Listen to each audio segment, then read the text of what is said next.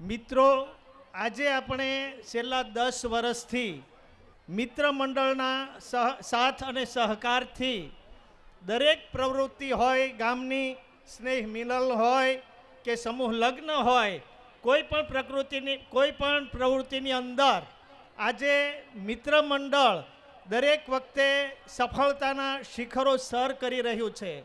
એની પાછળ ઘણા જ કારણો હોય છે, જેમ કે આપણા પરમ કૃપાળુ પરમાત્માની અસીમ કૃપા આપણી પર હોય, આપણા વડીલો અને સ્નેહીજનોની આશીર્વાદ હોય અને સાથે સાથે આપ સર્વનો સહકાર હોય. પણ મિત્રો, આ એક દિવસનો પ્રોગ્રામ હોય અને એક દિવસના પ્રોગ્રામની પાછળ સફળ થવાની ઘણા જ કારણો હોય છે.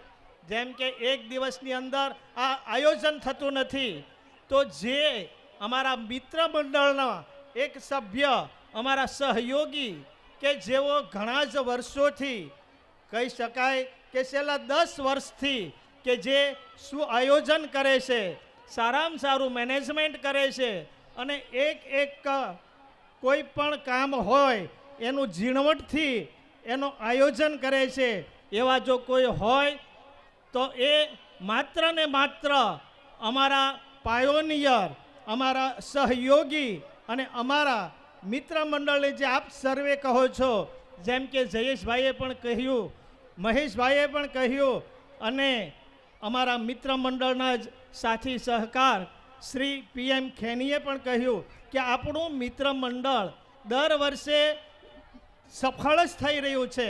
તો આ સફળતાની પાછળ જે અમારા મિત્ર મંડળનો ધરોહર વ્યક્તિ છે કે જેના જ આયોજનથી, જેના જ સલાહ અને સૂચનથી કે જેનો અમે બધા અમલ કરીએ છીએ અને એટલે જ અમે આજે સફળ થઈ રહ્યા છીએ.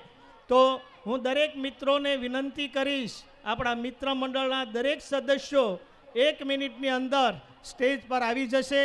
કારણ કે આજે અમારા મિત્ર મંડળે એવું નક્કી કર્યું કે જેના થ્રુ જ આપણે આ સફળતાના શિખરો સર કરી શક્યા છીએ, તો એ વ્યક્તિને આપણે કેમ ભૂલી શકાય. તો એ વ્યક્તિ બીજી કોઈ નહીં પણ આપણા લાડીલા શ્રી મનોજભાઈ શાયર.